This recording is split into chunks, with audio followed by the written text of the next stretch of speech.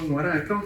Senhor Deus, nós queremos te dar graças por mais uma vez poder estar reunidos aqui em teu nome, para poder falar da tua palavra. Senhor, que o Senhor use a minha vida para falar aquilo que deve ser colocado ao coração dos meus irmãos aqui.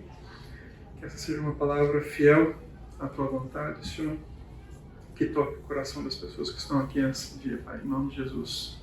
Amém.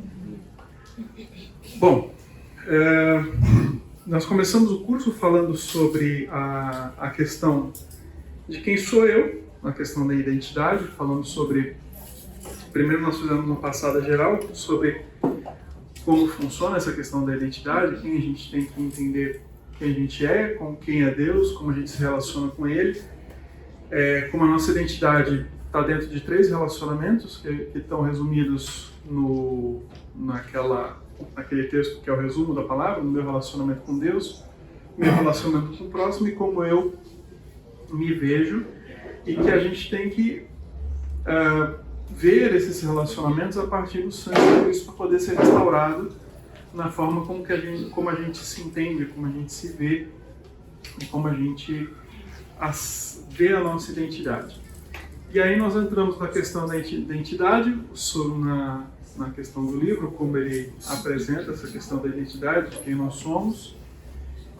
E falamos sobre ser criatura, né? Nossa fragilidade, nossa dependência de Deus como seres criados. Falamos um pouco sobre a questão posicional, porque sem Cristo nós temos 2 possibilidades de ser vistos perante Deus, em Adão ou em Cristo. Se nós somos vistos em Adão, nós somos filhos da rebeldia, todos filhos do pecado, todos perdidos para a morte. E se nós somos vistos em Cristo, nós somos vistos para a restauração e para a salvação.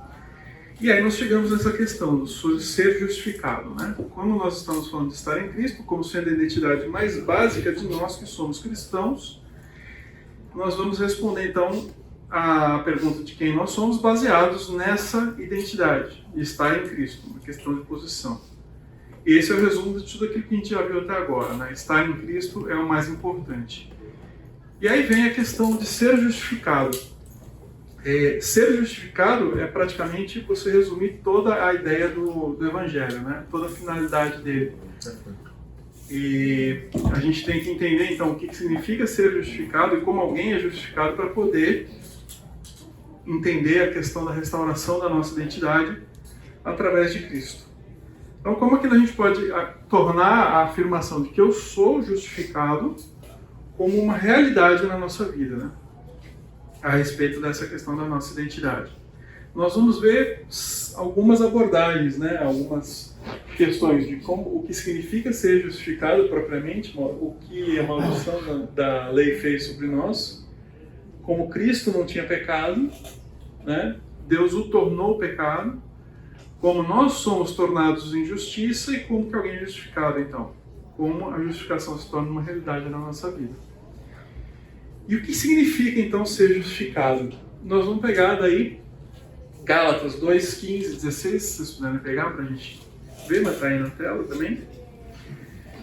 Nós somos judeus por natureza e não pecadores dentre os gentios.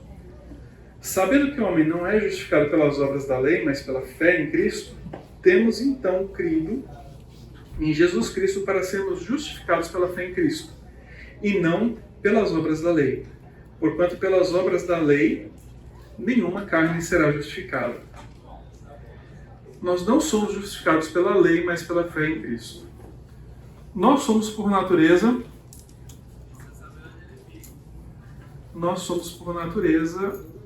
pecadores, e não...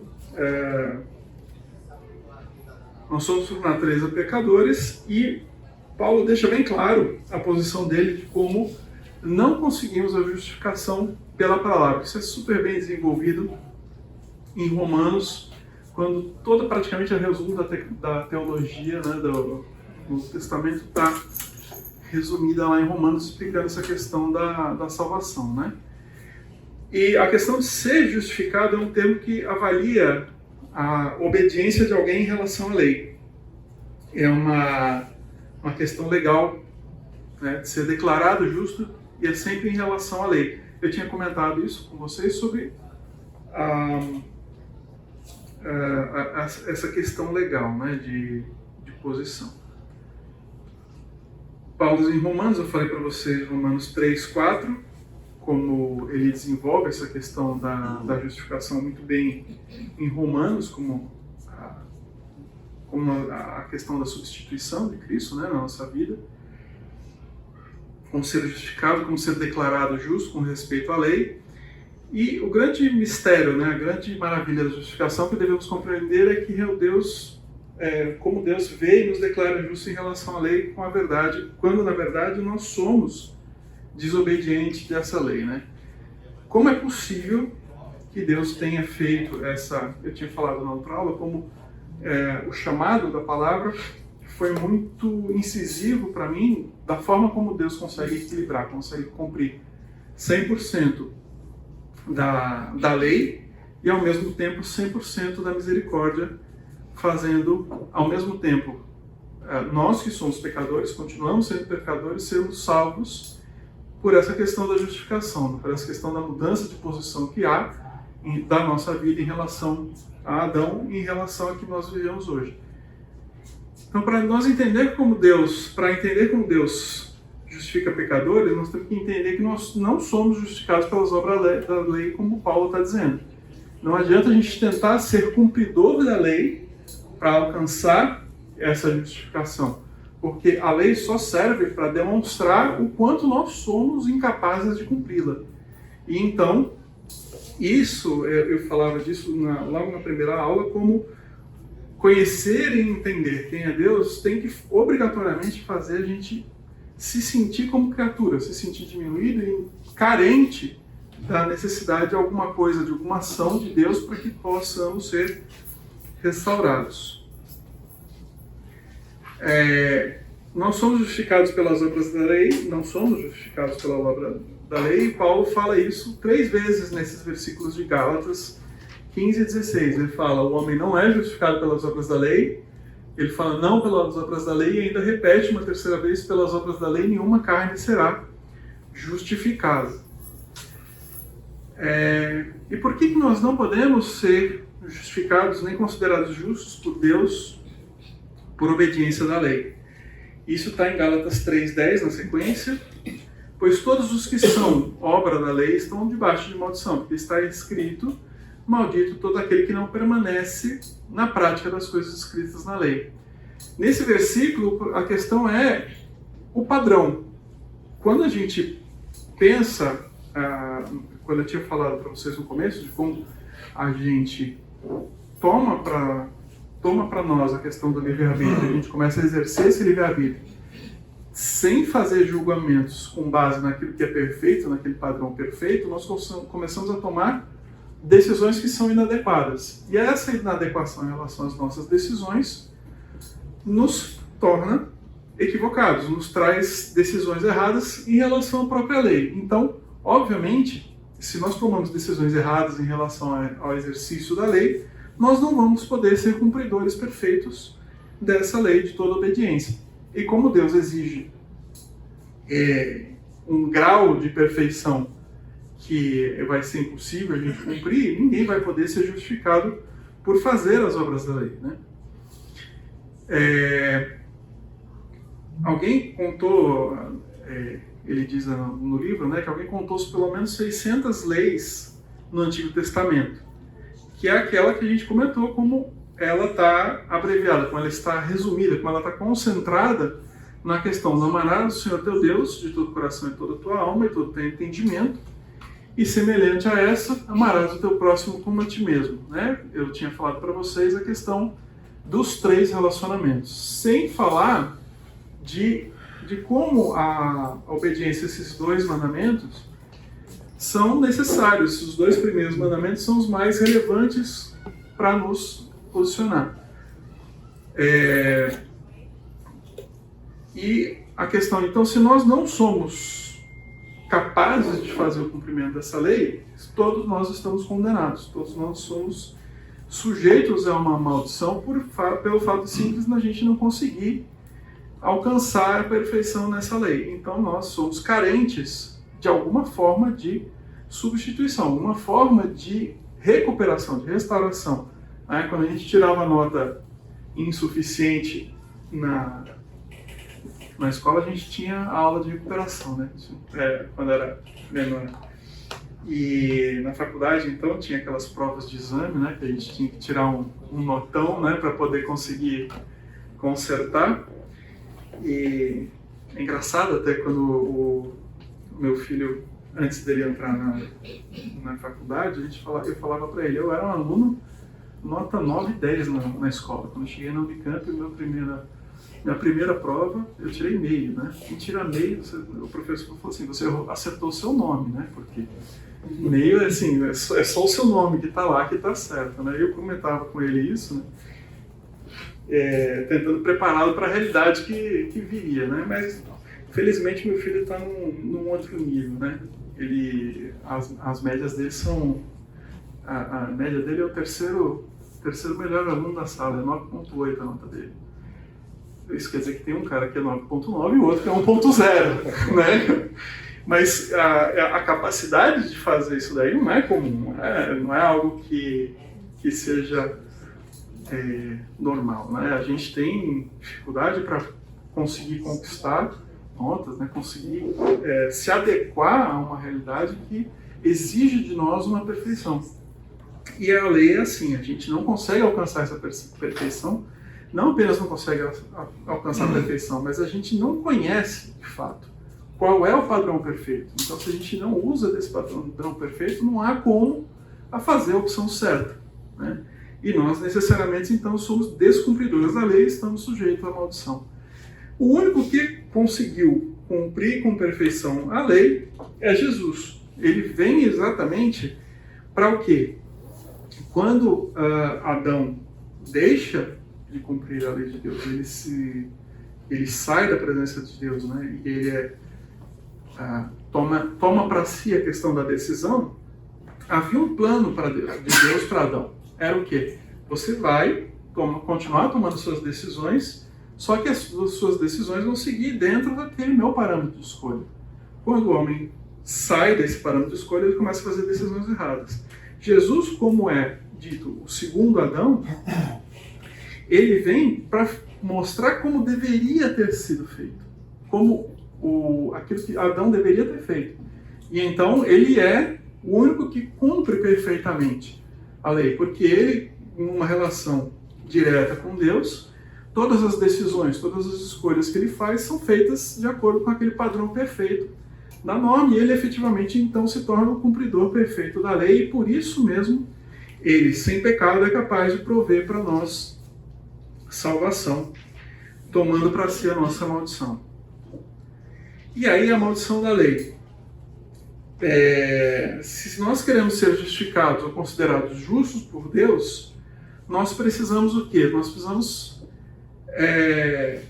passar a confiar em Deus como o nosso Salvador. A questão, quando a gente fala nessa questão da justificação, é que nós temos uma escolha. Ou nós temos a escolha de nos apresentarmos perante Deus e chegar e dizer, está aqui a nossa obra, está aqui o meu trabalho, está aqui tudo que eu fiz, as minhas opções, as minhas escolhas, e esperar que o resultado de apresentar isso daí para ele seja aprovado, né? É apresentar o nosso resultado do nosso trabalho, das nossas execuções, e que aquilo lá seja algo que Deus vai falar assim, realmente, você é um perfeito cumpridor da minha palavra, você fez todas as opções certas. Ou a gente tem a opção de exercitar a fé, reconhecer que nós somos incapazes desse cumprimento e entregar em Cristo essa opção, essa análise. Ao invés de entregar o nosso trabalho, a gente entrega, está aqui, olha, eu entrego o seu sangue, o sangue de Jesus, o sangue salvador, no meu lugar. Paulo se refere a essa primeira opção da gente apresentar o nosso próprio trabalho, o nosso próprio resultado, as nossas próprias ações como obras da lei.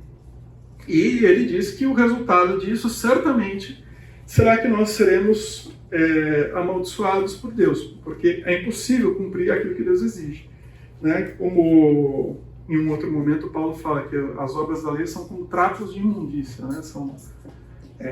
Não tem como a gente apresentar algo melhor do que isso. Mas na segunda opção, o que acontece? Nós estamos abrindo mão de tentar apresentar algo que nós realmente fizemos com as nossas próprias mãos como resultado da nossa justiça e colocar o sangue de Cristo substitutivo como a nossa apresentação, né?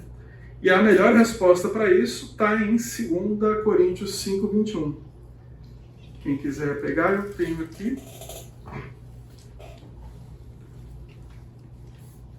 Quem pode ler? 2 Coríntios 5:21. Aquele que não conheceu o pecado, Deus o fez pecado por nós, para que nele fôssemos feitos justiça de Deus.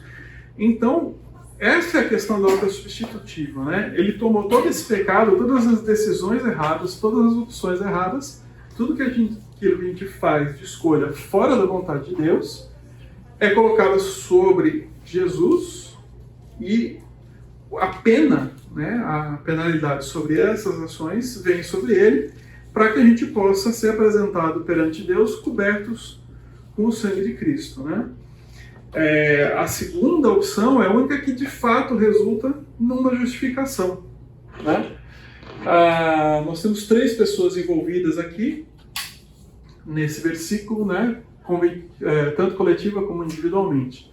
Nós temos o próprio Pai, que ele que toma ele que tem a vontade, exerce a vontade de ir em busca da nossa restauração. Cristo, né? Aquele que é entregue no meu lugar, e nós que somos o objeto dessa restauração, como está em Efésios 2:1 e Romanos 5:6-10. Quem puder pegar só Efésios 2:1-3. Vocês estavam mortos em suas transgressões e pecados, nos quais costumavam viver quando seguiam a presente ordem desse mundo. E o príncipe do poder do ar, o espírito que agora está atuando nos que vivem na desobediência. Anteriormente, todos nós também vivíamos entre eles, satisfazendo as vontades da nossa carne, seguindo seus desejos e pensamentos. Como os outros, éramos por natureza merecedores da ira. Então Paulo deixa claro como nós não somos cumpridores dessa lei de maneira nenhuma. Nós estamos sujeitos, né, a essa pena, né? Somos por natureza merecedores da ira e carentes do resgate de Deus para a nossa vida. Em Romanos, ainda, em Romanos 5:6-1, perdão, 6-10.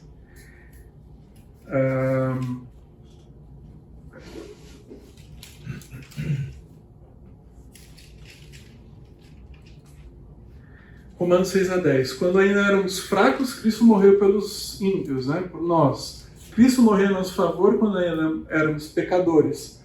Como agora somos justificados pelo seu sangue, muito mais ainda seremos salvos da ira de Deus por meio dele. Se quando éramos inimigos de Deus fomos reconciliados, agora ainda mais mediante a morte de seu filho, mas agora seremos reconciliados, salvos por sua vida. O mais surpreendente desse versículo é que a ação de Deus em relação ao seu filho, né, acontece por nós. Ele permitir a morte de Jesus para que houvesse a nossa restauração é uma finalidade de trazer o nosso resgate.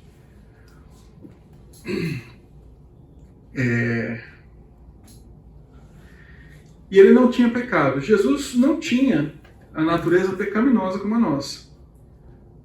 Nós somos descendentes de Adão e somos escravos do pecado. Nós somos da linhagem de Adão e repetimos essa ação de Adão cotidianamente. Jesus, em Mateus 4:10, ele é tentado no deserto pelo diabo, viveu num ambiente de pecado, mas ele jamais teve uma resposta em relação ao pecado de tentação, né? Não houve resposta interna de tentação e seus desejos não foram pecaminosos. Seu coração era totalmente unido ao de Deus, em devoção e obediência, mas ele não tinha pecado. Em Hebreus 4:15, nós vemos que Jesus foi como nós, em todos os aspectos, porém, a única diferença é que ele não pecou. Ele foi tentado em todos os aspectos, mas ele não se submeteu ao pecado. Vamos ver Hebreus aí, 14, 15. Quem puder pegar? Pois não temos um sumo sacerdote que não possa compadecer-se das nossas fraquezas, mas sim alguém que, como nós, passou por todo tipo de tentação, porém sem pecado. Então, é interessante como Jesus pode compreender a nossa sujeição ao pecado, a nossa fraqueza diante do pecado, o nosso sofrimento em relação ao pecado, porque ele, como homem, também esteve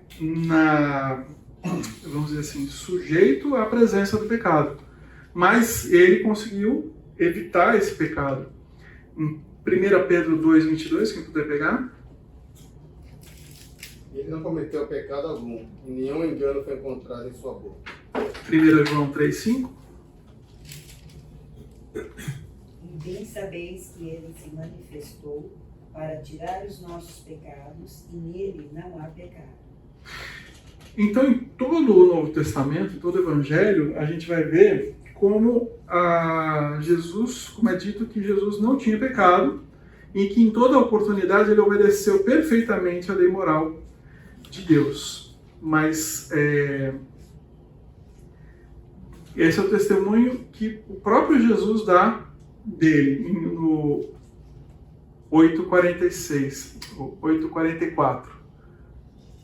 Quem puder pegar João 8, ele tem uma discussão com os fariseus, e nessa discussão ele coloca como os fariseus é que são os pecadores, né? E aí ele questiona, quem daqui pode colocar para mim qual é o meu pecado? Quem pode me acusar de algum pecado? Quem vai me dizer qual é o meu pecado? Quem pode abrir aí João 8, 44 a 46? Vocês pertencem ao pai de vocês, o diabo, e querem realizar o desejo dele. Ele foi homicida desde o princípio e não se apegou à verdade, pois não há verdade nele. Quando mente, fala a sua própria língua, pois é mentiroso e pai da mentira. Aqui é o 46? Sim. No entanto, vocês não creem em mim, porque lhes digo a verdade. Qual de vocês pode me acusar de algum pecado? Se estou falando a verdade, por que vocês não creem em mim? Então, quando ele faz essa afirmação, ele não faz a afirmação só para os fariseus, que apesar de tudo não tinham uma convivência com ele, mas a gente tem que lembrar que ele estava acompanhado dos seus apóstolos, né, dos seus discípulos, e então eles é que tinham a resposta para isso. Eles é que acompanhavam, eles que conheciam o cotidiano de Jesus para poder responder essa afirmação. E não só o questionamento dele, não é só para os fariseus, qual é o pecado que vocês têm para imputar para mim? Mas ele podia fazer essa pergunta para os próprios discípulos, para que eles pudessem refletir e reconhecer nele essa ausência de pecado, né? Para não ter uma forma de colocar para ele isso daí. João 8, 29, quem pode achar? Aquele que me enviou está comigo, e ele não me deixou sozinho, pois sempre faço o que lhe agrada. Isso. Então, quando a gente tem aqui, a gente já tem mais de um ponto de vista, né? A questão dos discípulos nas cartas, nos evangelhos, falando como ele não tinha pecado. A gente tem o questionamento dele aqui perante os fariseus e perante os próprios discípulos, como agora ele mesmo afirma, né? Como ele mesmo traz essa afirmação, dizendo como ele cumpre, ele avalia, como se fosse uma autoavaliação, né? Eu sou um cumpridor, eu faço aquilo que é a vontade do meu Pai, né? O meu destino, a minha finalidade é essa, fazer aquilo que é a vontade do meu Pai. E ainda mais duas ocasiões, nós vemos o próprio Deus testemunhando isso. Quando ele fala a respeito, quando ele se manifesta a respeito de Jesus para as pessoas, ele fala, este é o meu filho, amado, em que me agrado. Deus não diria isso, né, se houvesse algum pecado em Jesus. O Novo Testamento não poderia ser mais claro em relação à pureza de Jesus. Vamos pegar Isaías 6:3.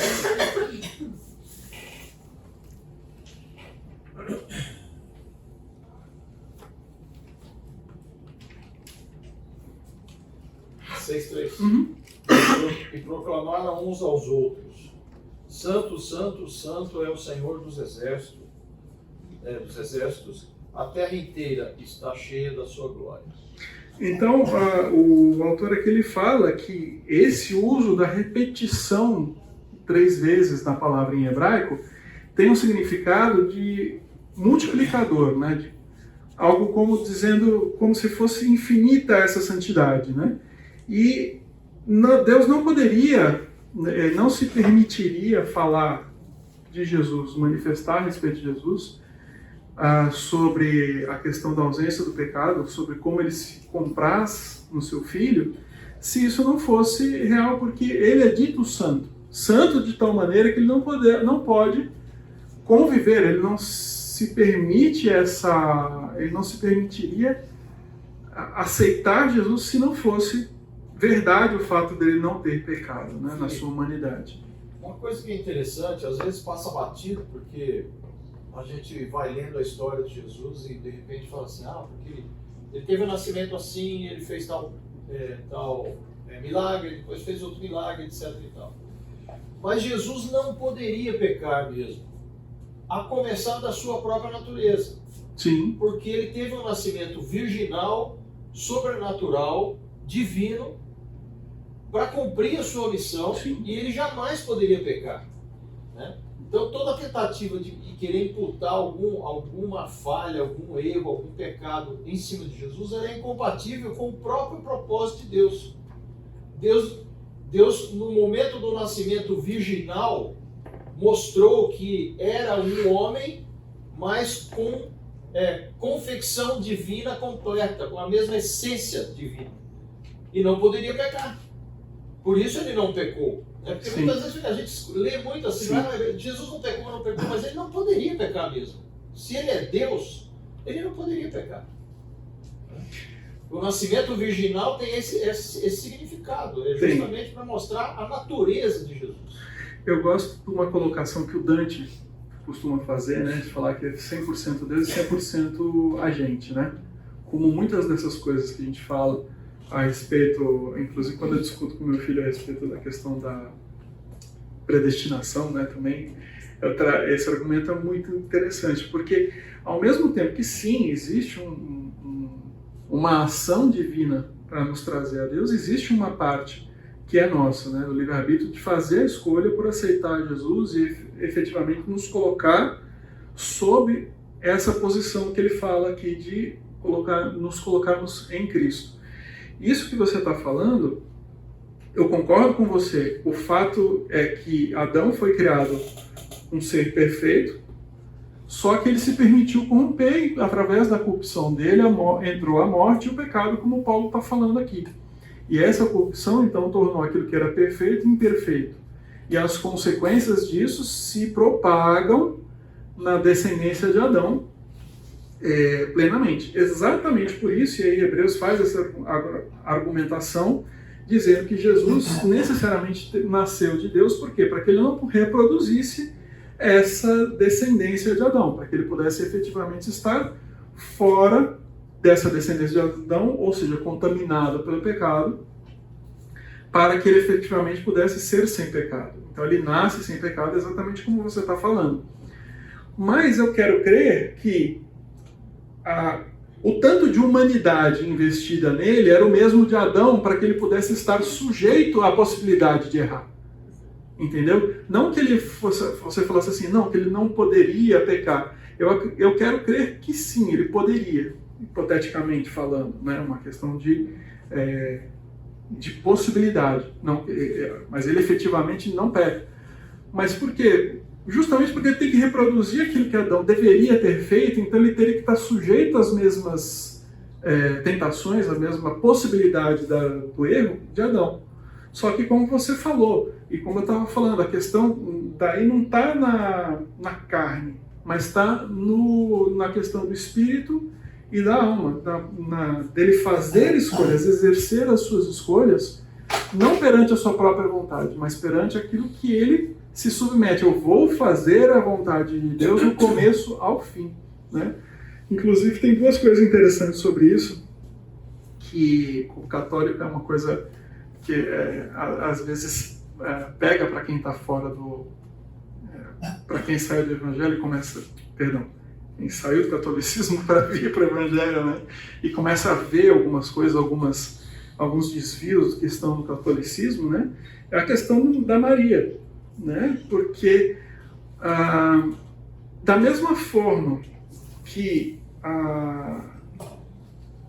o mal ou a desobediência se propaga em Adão, é necessário que a paternidade, ou seja, o valor da descendência seja como é na visão hebraica, que seja masculina, né? E a questão do catolicismo, ele já vem há muito tempo tirando do homem essa descendência, essa transferência da paternidade e trazendo para a mulher. Então ele coloca em Maria o nascimento virginal, como se Maria fosse aquela que efetivamente tinha a capacidade de dar um nascimento virginal para que ele pudesse nascer sem pecado. E não é isso. A palavra não diz isso, né? E isso daí tem essa questão que a gente vê muito hoje em dia, da questão da transferência do masculino para o feminino, né? Trazendo como se tudo aquilo que é descendência, que é o formato, que é a forma com que é passada a descendência, com que são passados os valores, estão todos hoje para onde? Estão todos para o lado feminino. O que é uma mudança, né? Uma alteração significativa da palavra. Porque se você faz isso, você tira essa questão do Adão e do novo Adão. Né? Você desautoriza isso de tal maneira, por quê? Porque se você coloca na linhagem feminina, você não tem mais essa questão de quem é, onde se origina o pecado e onde você rebobina a fita. De onde você fala assim, vamos começar de novo, né? Que é no segundo Adão. E não podemos esquecer que Maria é filha de Adão. Exatamente. Então, Exatamente. Então, mas aí no mundo de hoje, né, tem uma tal modificação de valores, né, uma tentativa de transformar tudo aquilo que é valor que vem se construído para deturpar, né, aquilo que é a noção que está na palavra, que você faz. A Igreja Católica já faz essa mudança e, obviamente, o resto do mundo segue completamente isso, né? E a outra coisa que é interessante, que se a gente procura, a gente encontra, né? Você vai ver o quê? Você vai ver alguns livros, algumas histórias, né? Tentando relatar o período em que Jesus viveu no Egito. Porque Jesus, quando nasceu, estava sendo perseguido, né? O Herodes estava matando os recém-nascidos até 2 anos, e o anjo fala para ele ir embora, e aí o José leva Jesus e Maria para o Egito. E ele permanece lá durante um tanto tempo, até que Herodes morre, então eles retornam para Nazaré. E aí alguns livros, algumas histórias tentam imaginar como seria a vida de Jesus no Egito, né? E aí tem todo tipo de história, como se Jesus fosse um adolescente abusado, né? Ele pegava e abusava dos seus poderes, como uma dessas histórias que a gente vê hoje em dia de super-herói, né? Como ele tendo poderes e tendo que entender o valor dos seus poderes para poder fazer opções corretas, né? Porque é realmente absurdo, né? É totalmente incompatível com a necessidade que nós temos de que Jesus seja perfeito do começo ao fim, né? Que ele fosse um filho submisso, né? E é extremamente importante a questão de quando ele chega na idade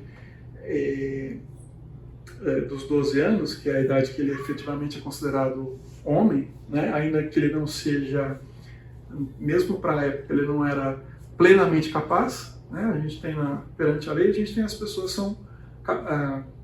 as capacidades das pessoas vão evoluindo também ao longo do tempo, até que legalmente você passa a ser plenamente capaz somente aos 21 anos, quando você é tornado, você é reconhecido pela lei como capaz de fazer as suas escolhas. Acho que hoje em dia já é 18 para tudo.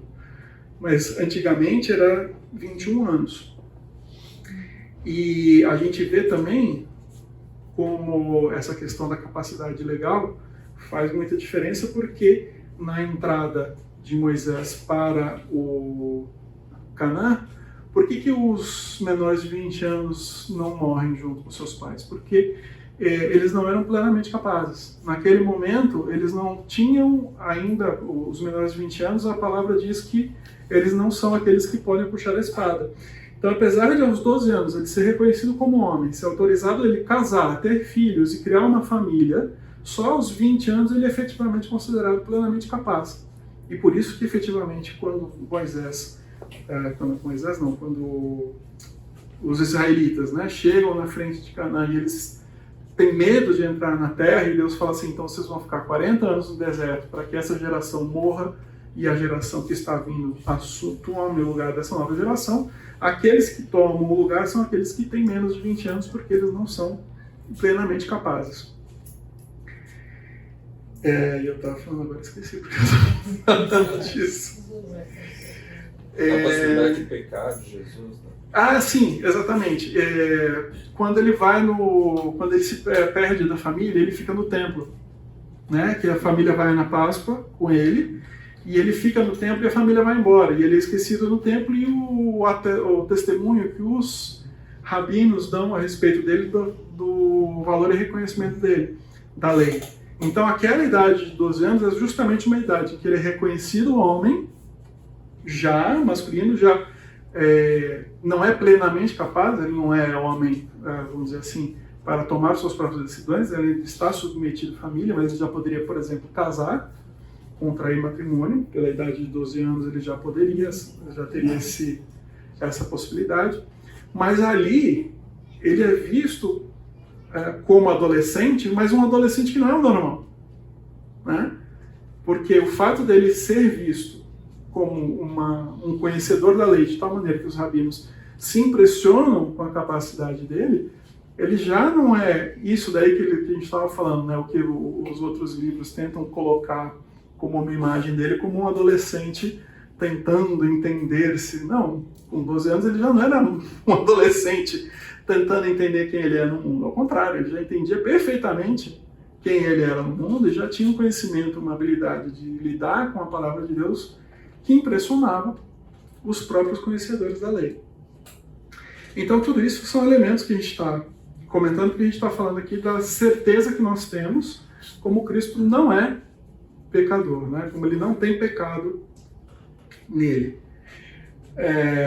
Então, duas vezes que Deus reconhece, se manifesta, ele dá, então são 3 testemunhos, né, que nós temos a respeito da santidade de Jesus, nós temos os próprios discípulos, nós temos os textos, né, nós temos a manifestação do próprio Jesus e nós temos a manifestação do próprio Deus a respeito dele, de como ele era realmente sem pecado.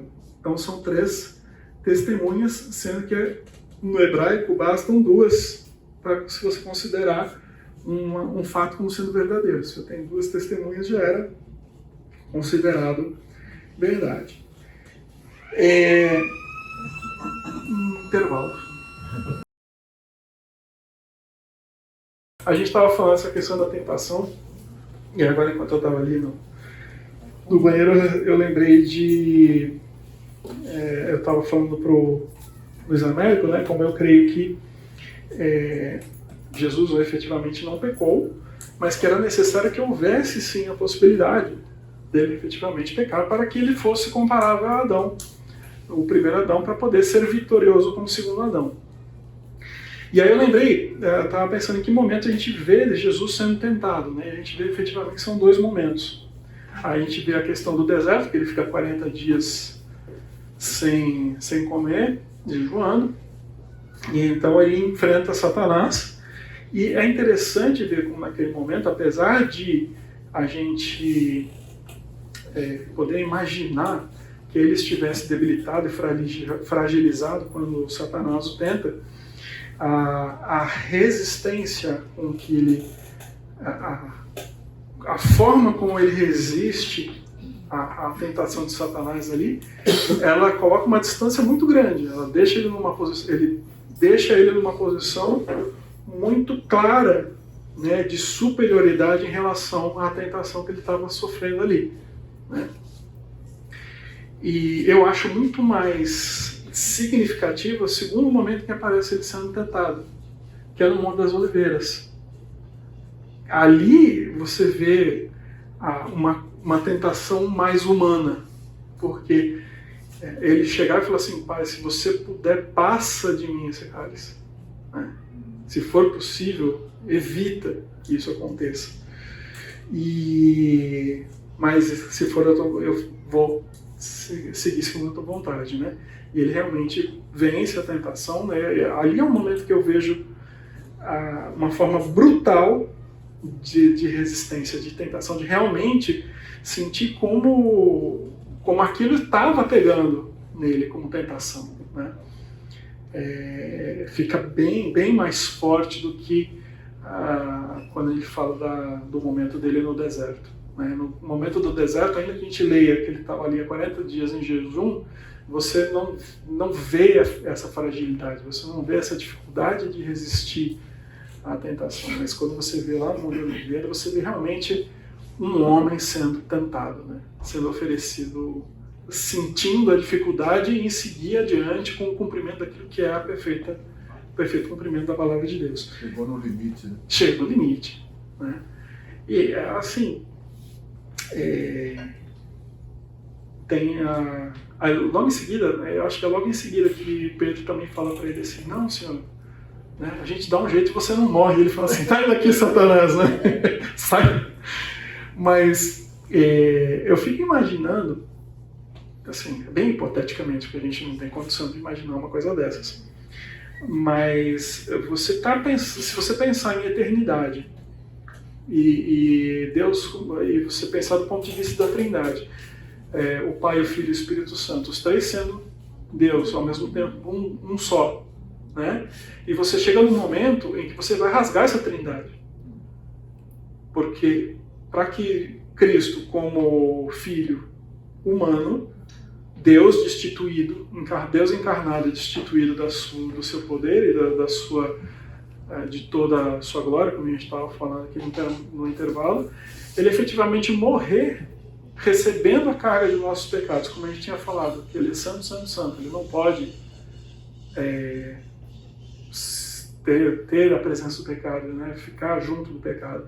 Ele efetivamente receber todo o pecado e efetivamente morrer, você está rasgando uma das características de Deus, você está tornando, é como se você estivesse cortando uma parte de Deus, separando dele. Inclusive o próprio Jesus, quando ele vem a falecer, o momento do falecimento, ele fala assim: Deus, Deus, por que me abandonaste? Então eu vejo de forma brutal isso daí, é um momento assim, como você está rasgando Deus de si mesmo para que ele possa morrer por nós. É uma coisa intensa, né? A gente, quando entra nesse detalhe, a coisa fica mais forte ainda, né? Porque a gente normalmente leva só a questão física, humana, né? Da morte, do cansaço, mas quando você leva a questão de trazer todo o pecado de toda a eternidade sobre ele, e você cortar fora, você amputar Deus, é uma coisa completamente louca, né? Torna muito mais forte, né, essa visão de Deus se entregando por nós para que nós possamos efetivamente. Aquele negócio, ele não precisava ter feito isso, né? Ele podia dar um reboot, né? Mas não, ele já criou o Dante. Uma vez ele falou isso, eu achei muito legal, quando ele fala assim, que o Deus não tem plano B, né? E quando ele criou, ele fala assim: não, Deus já fez isso lá. É lá na eternidade passada que ele fala que ele fez isso. Então ele já criou, já com essa condição, já sabendo que isso ia acontecer dessa forma. Mesmo assim, ele seguiu adiante com o nosso projeto, né? Então, isso deve dar para a gente alguma percepção do valor que a gente tem para Deus, né? Ainda que nós, muitas vezes, não possamos reconhecer isso daí. E como muitas vezes as pessoas que estão fora da igreja não conseguem entender a grandiosidade desse ato, né? Onde nós estamos? Voltando a 1 Coríntios 5, 21, ele se tornou, né? Não tem sentido de transformar, pois Deus, o Filho, sempre há de ser totalmente imutável. Ele se tornou, também não tem, ele se tornou o pecado, né? Também não tem o sentido de forçar ser, porque Jesus sempre obedeceu, ele não foi forçado a se tornar pecado. Paulo está dizendo que Deus fez Jesus suportar o peso da culpa do nosso pecado, segundo seu plano e propósito, novamente com Jesus aceitando essa possibilidade, ainda que fosse uma agonia, um tormento que a gente não tenha dimensão para explicar, né? Pastor, a licença, Claro. 2 Coríntios, se você quiser, depois só corrigir. Tem razão. Obrigado. Tem razão. É 2 Coríntios. Deixa eu só ver aqui na referência que eu estava lendo aqui. Tá. Depois eu vou corrigir, sim. Obrigado. A passagem de Isaías 53, 6 vai dizer o seguinte: todos nós andávamos desgarrados como ovelhas, cada um se desviava pelo caminho, mas o Senhor fez cair a maldade de todos nós sobre ele. Todos somos pecadores, todos nós nos desviamos, todos nos voltamos para o caminho, para o nosso próprio caminho. Mas Deus tomou os nossos pecados, os atribuiu a Cristo, e Pedro diz, ele mesmo levou nossos pecados em seu corpo sobre o madeiro. Então, já estava em Isaías, né, a palavra dizendo como nós, repetindo, né, mais uma vez, dizendo como nós estávamos perdidos, nós éramos filhos da ira, como nós estávamos soltos, né, pelo caminho, e efetivamente Deus manda o perfeito pastor nos recolher, e para isso ele recebe sobre nós o seu pecado, né? A Bíblia está dizendo isso, né, que nós somos pecadores, e nós vamos ver lá que em Isaías 53 vai dizer, ele foi ferido pelas nossas transgressões, esmagado pela nossa maldade. O castigo que estava em nós veio sobre ele, e pelas suas pisaduras nós fomos sarados. Versículo 10, contudo foi a vontade do Senhor esmagá-lo. Essa declaração é surpreendente, né? Deus se agradou de esmagar o seu próprio filho, permitiu-se esmagar o seu próprio filho, para que nós pudéssemos ser resgatados.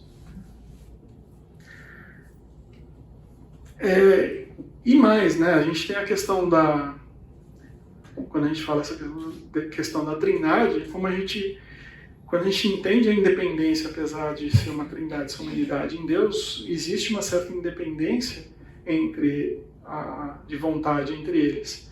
E Jesus não foi para a cruz de forma involuntária, ele não foi obrigado, né? Mas ele faz isso voluntariamente, ele abre mão daquilo que ele é, daquilo que ele poderia ser, para poder se entregar nesse momento. Vamos pegar João 10, 17 e 18. Hoje já está todo aqui, né? Por isso o Pai me ama, porque dou a minha vida para tornar a tomá-lo. Isso, em Gálatas 20, 2:20, vivo pela fé no Filho de Deus que me amou e se entregou por mim. Então essa questão da entrega, né, da voluntariedade com a forma como Cristo se entrega pelos nossos pecados é que nos traz a salvação. E então nós fomos tornados justiça de Deus. Agora está de novo 2 Coríntios. Direitinho. Eu não sei como é que foi. Ali é errado. A terceira verdade, né, em 2 Coríntios 5:21, é que nele nos tornamos justiça de Deus. Então nós somos feitos, nós somos transformados. Aquela questão posicional. Nós somos tirados de Adão e colocados em Cristo. E ali nós somos feitos justiça de Deus, né? E o que significa então ser justiça de Deus, né?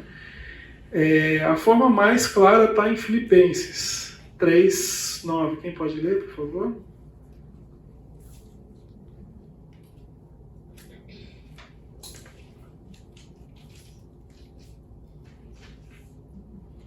Filipenses 3:9. Alguém? E seja nele, desculpa, e seja achado nele, não tendo a minha justiça que vem da lei, mas a que vem da fé em Cristo, a saber, a justiça que vem de Deus pela fé.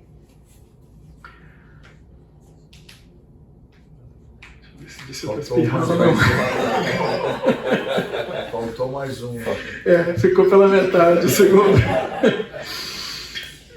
Enfim, então a questão da justiça não está ligada ao nosso exercício de justiça, né? Que a gente já falou sobre isso, como nós não somos capazes de exercer uma justiça plena, mas a nossa conquista, a nossa mudança de posição vem pela fé, vem pelo aceitar, né, o cumprimento da justiça de Deus perfeito sobre Cristo, para que a gente possa exercer aquilo que eu falava que era a perfeita misericórdia de Deus em Cristo. Então é através da fé. A fé é o transformador, é o que vai te tirar de uma posição em Adão para te colocar numa posição em Cristo. Aí você passa a ser cumpridor da justiça através da fé. Esse versículo 2, né, de 2 Coríntios 5:21 é muitas vezes chamado de grande troca. E ele funciona mais ou menos assim. Imagine que a sua vida é um livro contábil, em que cada ação, pensamento, cada palavra e cada motivação está registrado, o que não é bom, mas as suas melhores ações são como trapo de imundícia. Eu tinha comentado em Isaías 64:6. Tudo que a gente faz, apesar da gente ter no nosso balanço, né, tem lá, a gente lança como crédito as coisas boas, né, os acertos nossos, e como débito os nossos erros, necessariamente o nosso resultado está negativo, né? Mas quando a gente vai apresentar isso para Deus, são como trapos de imundícia. Mas Deus toma esses pecados, ele vai e apaga, passa a borrachinha, né? E ele coloca no lugar dos nossos pecados, ele coloca aqui o sangue de Cristo. Então aí a conta fecha e efetivamente nós somos resgatados. O resultado da conta é que a gente consegue efetivamente ser resgatado. Seu livro fica limpo, vazio, e Deus faz mais uma coisa. Ele transforma a perfeita obediência de Jesus, a perfeita justiça dele, e transfere para o seu, né? Agora o seu livro, o seu bloco de anotações, os seus resultados passa a não ter mais pecado. E efetivamente nós podemos ser substituídos, né? Como Deus faz isso? Como ele pode apagar completamente os pecados do seu livro e substituí-lo pela perfeita justiça de Deus? Ele faz isso porque nós estamos em Cristo. Jesus, como nosso representante, ele é acusado pelo nosso pecado, e ele é morto pelo nosso pecado e paga a nossa pena com a morte. A pena que seria nossa é paga por ele. Então nós podemos dizer, da mesma forma que nós falamos aqui em Gálatas 2:20, que Jesus morreu na cruz e nós morremos na cruz também. Quando ele viveu uma vida perfeita, quando ele é resgatado, quando ele é restaurado, nós também seremos, porque estamos nele, porque nós optamos por estar com ele. Já falei isso? Pera. Para trás.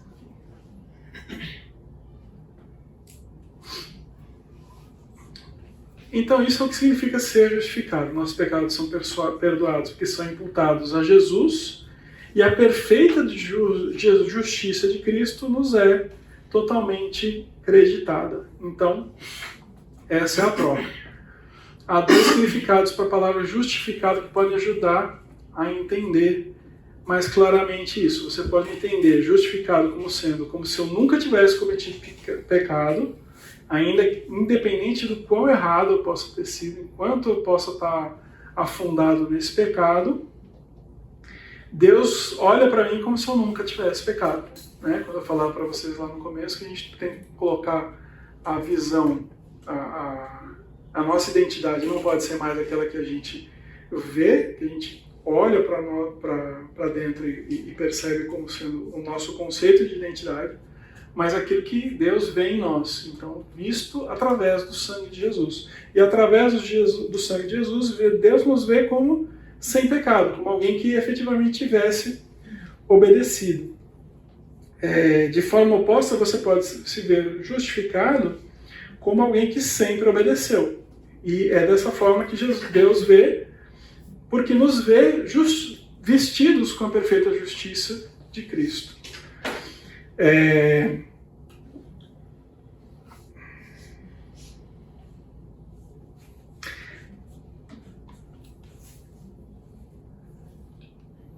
Gálatas 2, 15 e 16 enfatiza a questão da fé, né?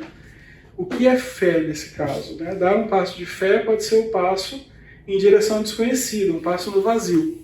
Só que a fé, ela tem um objetivo, né? Ela não é um passo no vazio.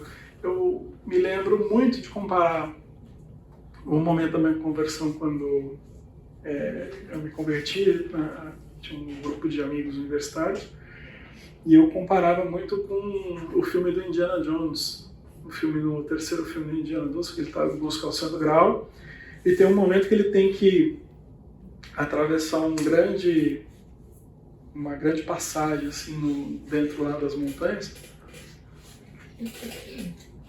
em que não há maneira dele ultrapassar, e o que está propondo lá no texto, né, como aquele monte de charadas que ele resolve para conseguir ir adiante, né, na história, é que fosse um passo por fé. E ele efetivamente, então, mesmo não vendo uma passarela, ele vai lá e põe o pé. Quando ele efetivamente põe o pé, que ele vê que existe uma passagem, mas que não estava visível enquanto ele não colocava o pé, né? E eu brincava, né, com os amigos, falava assim, não, quando eu me converti, eu me senti o Indiana Jones fazendo assim, eu vou botar o pé, né, sem saber onde é que eu estou colocando o pé, mas eu sei que alguma coisa existe ali, né, e como dando um passo de fé, dá esse passo à frente, dando um passo no vazio. E o que ele está falando aqui é que nessa história do Indiana Jones é um passo no vazio, sem saber para onde você está pisando, mas quando você está lendo o texto, quando você dá o passo de fé, existe alguma coisa, você está sendo dirigido, existe uma confiança de que do outro lado existe algo onde você realmente vai calcar o seu pé e vai ter o resultado. Porque existe uma afirmação, existe uma confiança de que Cristo está do outro lado convidando você, né? Ela tem um objeto. E claramente, então, para Paulo, quando ele fala em Gálatas 2, ele fala que o objeto da nossa fé é Cristo, né? E que pela sua morte nós somos restaurados restaurados do pecado através da fé. Essa fé tem dois lados, né? Tem um lado de renúncia e um lado de confiança. Nós renunciamos à nossa própria justiça. Quando eu falei aqui para vocês, nós temos duas possibilidades. Ou a gente apresenta o nosso resultado para Deus como veja o que eu fiz aqui e você julga se isso aqui foi bom o suficiente, ou então eu apresento Jesus, né? Esses dois movimentos estão nesse movimento de fé.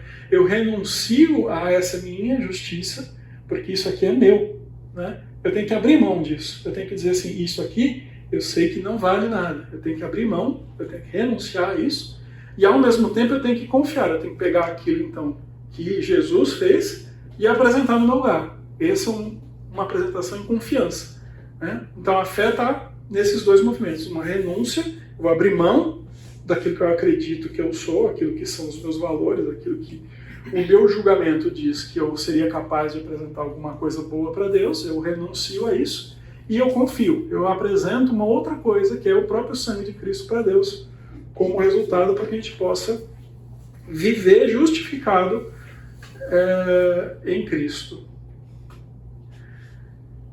E então a questão de tornar a justificação uma realidade subjetiva. Gálatas 20, voltando a Gálatas 20, a vida que agora, no presente, eu vivo no corpo, vivo pela fé no Filho de Deus, que me amou e se entregou por mim. Contrasta com o termo de Romanos 5:1, Ele fala, tendo sido, pois, justificado pela fé, temos paz com Deus, o nosso Senhor Cristo, Jesus Cristo. Então, ele está colocando aqui dois momentos, né? A justificação com dois momentos.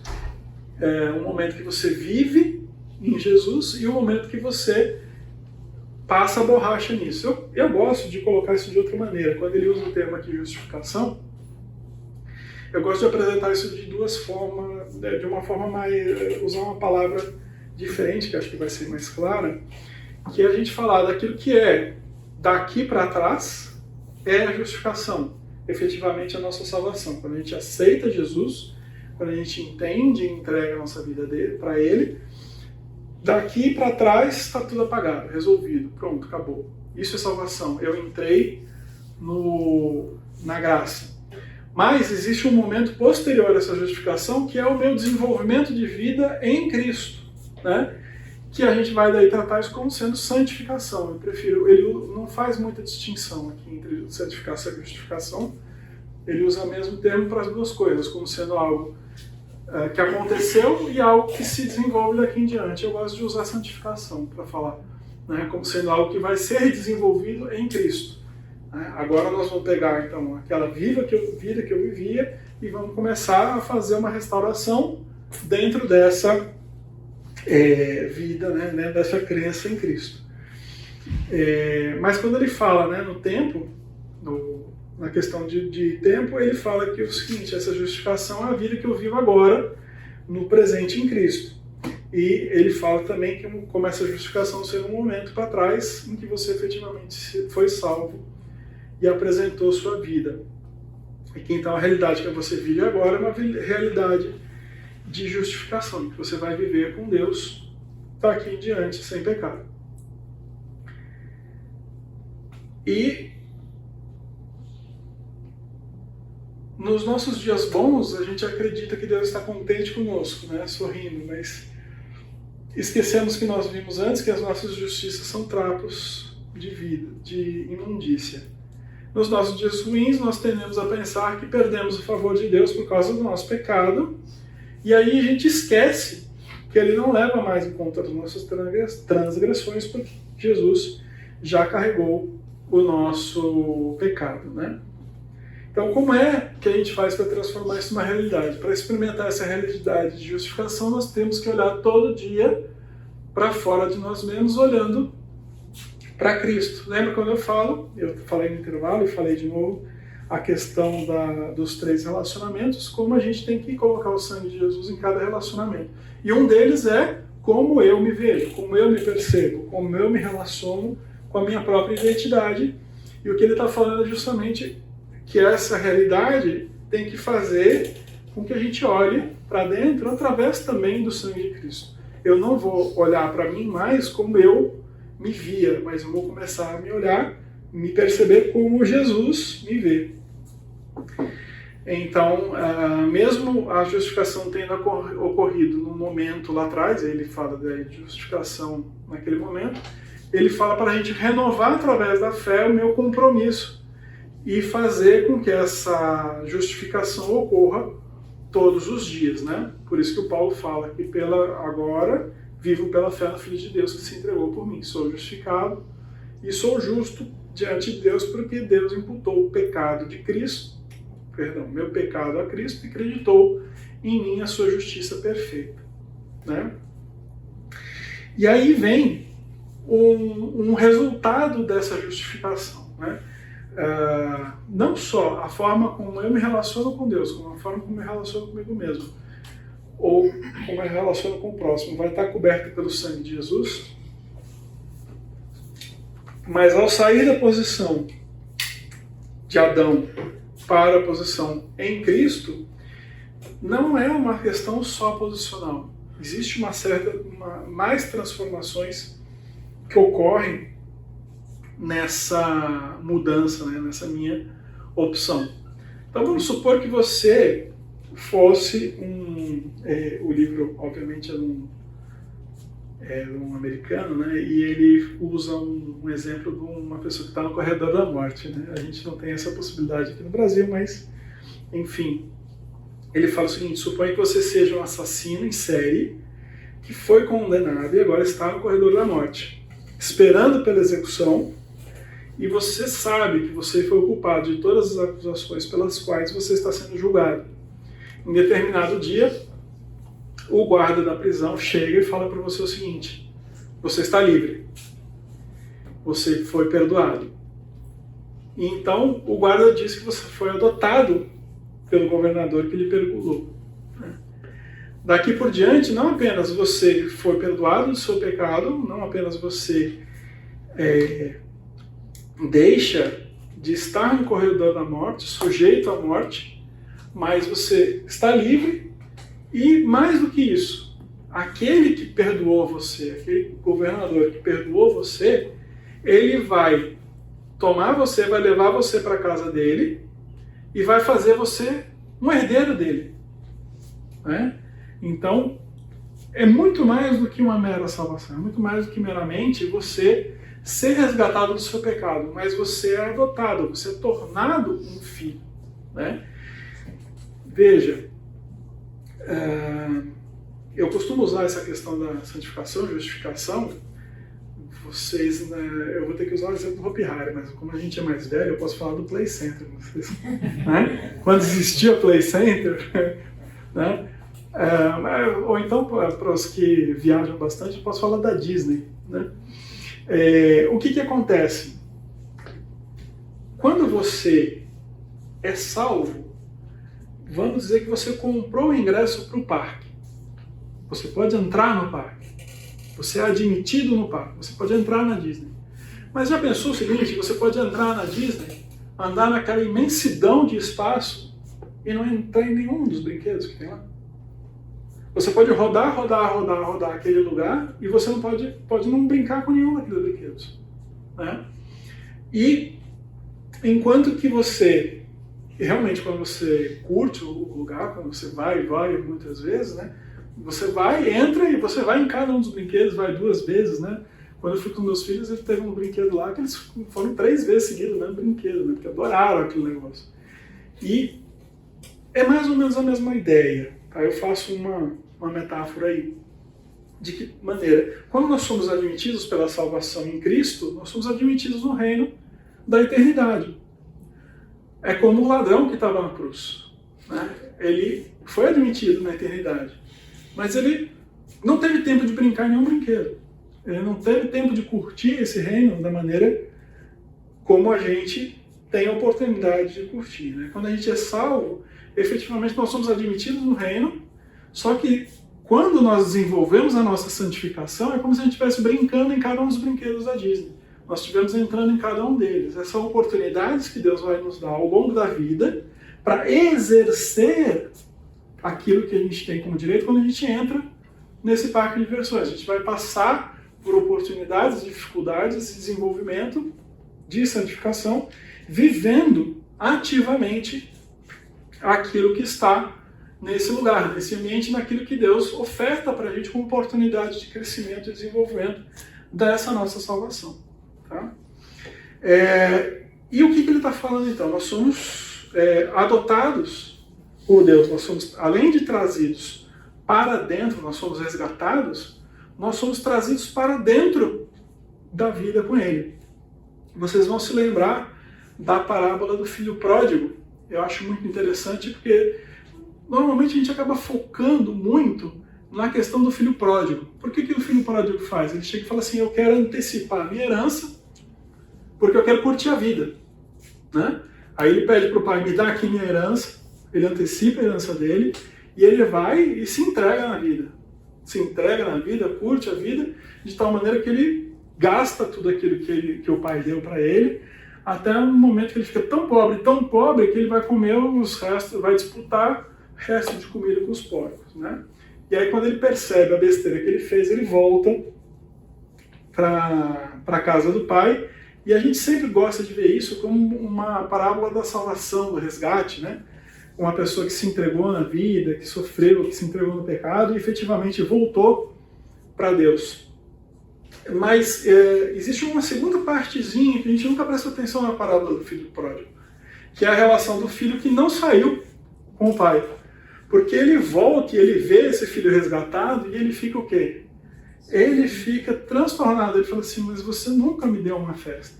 E qual é a posição do pai? Qual é a resposta dele? Mas como assim? Era tudo teu, você podia fazer o que você quisesse aqui, né?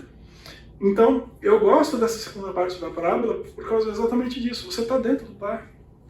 Anda nos brinquedos.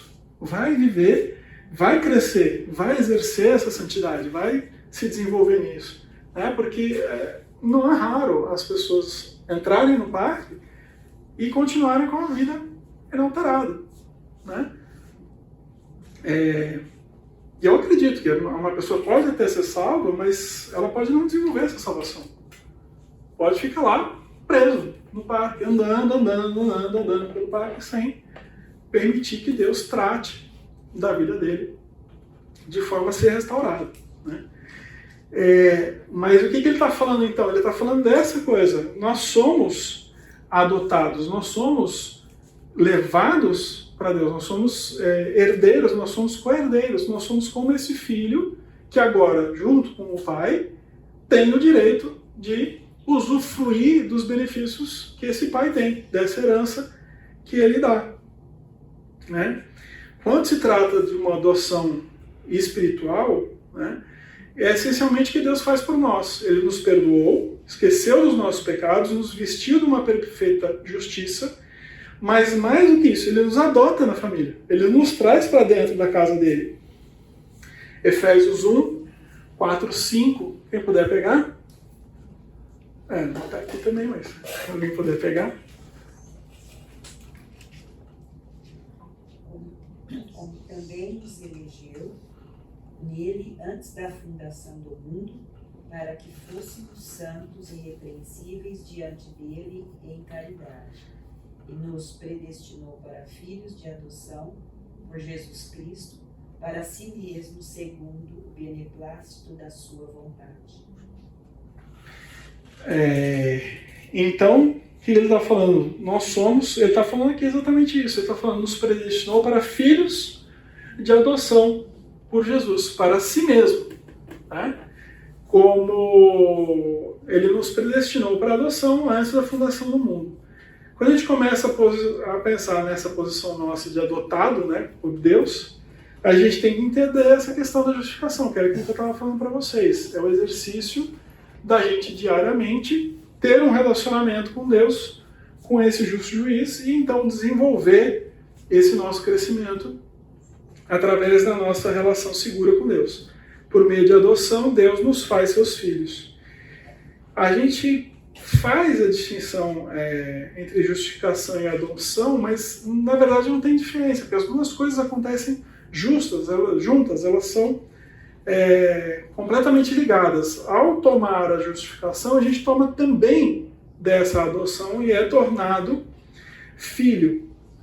Num sentido, Deus eleva esse nosso relacionamento com Deus a um outro nível.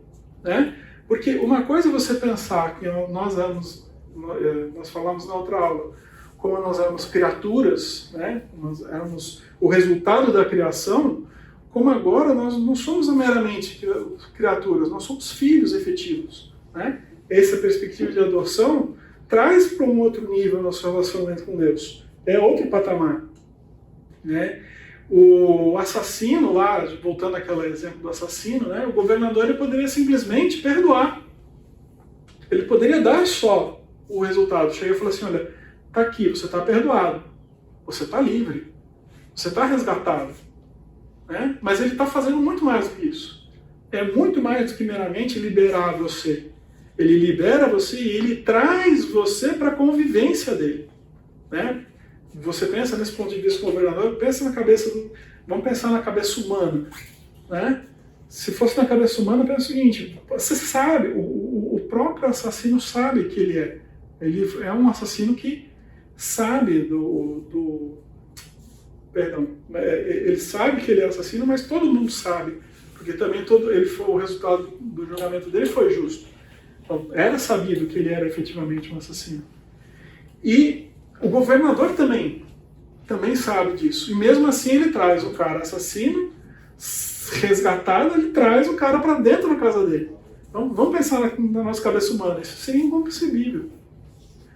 Mas Deus faz isso. Ele não apenas libera, ele poderia simplesmente liberar e não trazer a gente para a casa dele, mas ele libera e traz.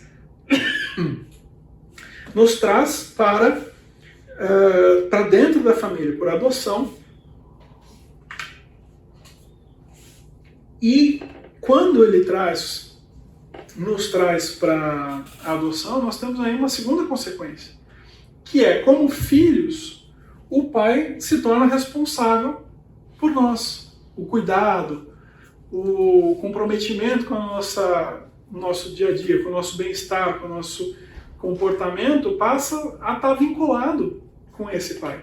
Então, não apenas ele faz a questão do resgate, ele poderia anular só o julgamento, ele poderia simplesmente nos perdoar e liberar e mandar falar, pronto, agora você pode viver a sua vida do seu jeito. Não, ele traz você para dentro da família dele e passa a dar o seu nome, o meu sobrenome passa a ser o sobrenome de Deus, como sendo efetivamente filho. Né? E outra coisa, o governador, quando ele libera alguém do pecado, simplesmente ele faz o quê? Ele assina um papel. Ele não tem peso, ele não exerce, ele não faz alguma coisa, ele não precisa de um esforço para isso, não tem custo para ele dar essa liberação, né? Quando a gente vê que em Cristo houve um custo legal para que pudéssemos, enfim, ser resgatados. É com muito custo que nós somos, então, resgatados e Jesus morre em nosso lugar para que a gente possa ser resgatado. Nós vamos seguir adiante na próxima aula. Muito obrigado. Até semana que vem. Claro, pode falar. Aí, no caso, então, que nós somos adotados, Sim. para a gente poder, depois, para a gente não ficar assim, ocioso nesse parque, conforme você colocou aí, qual seria o nosso comportamento diante desse nosso estar no parque e não conseguir desfrutar dos brinquedos, no caso? Eu posso devolver a pergunta? Como é que a senhora acha que deveria ser?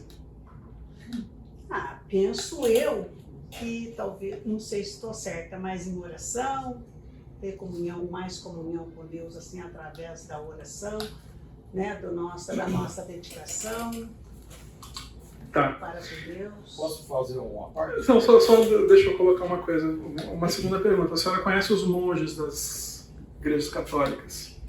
Sim, já. Certo? Qual que era a ideia deles? Vamos para um lugar, Reclusão. a gente vai ficar oração. recluso orando. A senhora acha isso bem positivo para o relacionamento deles com Deus? Suficiente? Melhora o relacionamento deles com Deus? Se isolar e ficar só em oração? Eu sou muito crítico, eu estou falando essa pergunta porque antes dessa aula que nós estamos falando aqui, eu fiz uma outra aula foi uma aula eventual, eu não vou lembrar agora sobre o que era. É a idade. Sobre? É a quilometragem. É a idade. Que é da idade. Tá. Eu achei que você ia falar o nome da aula que você assistiu, danado. Eu também não lembro. Mas eu estava falando também sobre a questão do relacionamento com Deus. E num momento eu falava sobre a questão do sal dentro do saleiro. Né? Como... lembrei, fator Melquisedeque, eu lembrei. Que a questão de como nós devemos entrar na cultura das outras pessoas para poder pregar para as outras pessoas a palavra de Deus. A gente tem que entender que o outro tem uma visão de mundo diferente da nossa para que a gente possa efetivamente pregar e falar da palavra de Deus. E eu falava disso, e uma das coisas que eu falava que eu sou um crítico de pessoas de igreja que ficam na igreja. Há uma tendência dos cristãos, de uma vez convertidos, irem para a igreja e não terem relacionamentos fora da igreja. E o que acontece? Isso para mim é o sal dentro do saleiro. Né? O que acontece? Você tem que se expor a relacionamentos fora da igreja para que a palavra possa ser espalhada, para que outras pessoas possam vir desfrutar do mesmo parque que você. Ao fazer isso, você vai estar exposta à sua tentação, à tentação do outro e ao seu relacionamento com Deus e a forma com que você vai se ver. Eu falei logo na primeira aula sobre essa questão da identidade, como a minha filha, quando era muito pequena, chegou uma amiga dela na sala, olhou para a cara dela e falou assim: você é feia. E aquilo acabou com o mundo da minha filha. A gente teve que lidar com ela para dizer para ela: minha filha, sua identidade, quem você é, não pode estar calcado no que a pessoa pensa a seu respeito. Né? E a gente teve que lidar com isso e introduzir nela uma percepção de identidade diferente a respeito dela mesma, para que ela pudesse o quê? Ser sustentada, a identidade dela ser sustentada por algo que é Deus e não pela percepção que ela tinha dela mesma ou do que o outro tinha a respeito dela mesma. Então, quando nós, como igreja, ficamos dentro da igreja e convivemos só com pessoas da igreja, dificilmente nós permitimos que Deus lide com esses nossos relacionamentos exteriores, com o próximo, que a gente desenvolva uma dependência com Ele e que a gente transforme até a nossa percepção de quem nós somos. Que a gente efetivamente tem que levar para fora essa palavra e permitir-se expor. Então, quando a senhora me coloca assim, a vida de oração, legal, só a vida de oração, não estou falando que a oração não seja necessária, que ela não seja importante, que ela não seja relevante, ao contrário. Mas ela deve ser algo que vai alimentar essa sua identidade para que a senhora possa enfrentar o mundo que está aí fora e poder servir e levar a palavra de Deus para fora. Então, eu acho assim, boa parte daquilo que é necessário para a nossa santificação é se permitir expor o seu mundo, permitir que ideias, palavras, desejos, vontades e me exponham perante o mundo para que eu possa enfrentar esse mundo e efetivamente fazer o quê? Prevalecer aquilo que é Deus em mim. Né? Não sei se eu me fiz claro. A questão dos apóstolos, né? O apóstolo é enviado. É enviado para fazer alguma coisa, né? Eu sou representante. E pregar evangelho. Eu sou embaixador. A palavra da candeia também, né? Sim, exatamente. Eu não vou colocar embaixo da cama. Exatamente. Porque aí você vai refletir as suas atitudes pro mundo. Exato. Só que a gente também não pode ser o sal que se mistura com outra coisa e com outra coisa. Tem que ser o sal. A gente tem que levar Cristo ao mundo. Eu falava para o meu filho também quando ele era pequeno. Você vai para a escola, você vai estar no meio de outras pessoas que vão discordar de você. Você vai ter que influenciar e não ser influenciado. Você é que vai expor o certo. Não vai deixar aquilo que é o errado entrar em você. A igreja transforma o mundo e não o mundo transforma a igreja. Exatamente. O Américo, você queria falar? Não pode deixar depois. Era longo, então não vai dar certo. Não estou conseguindo. Tudo bem. Muito obrigado, boa semana para todos. Obrigado, irmão.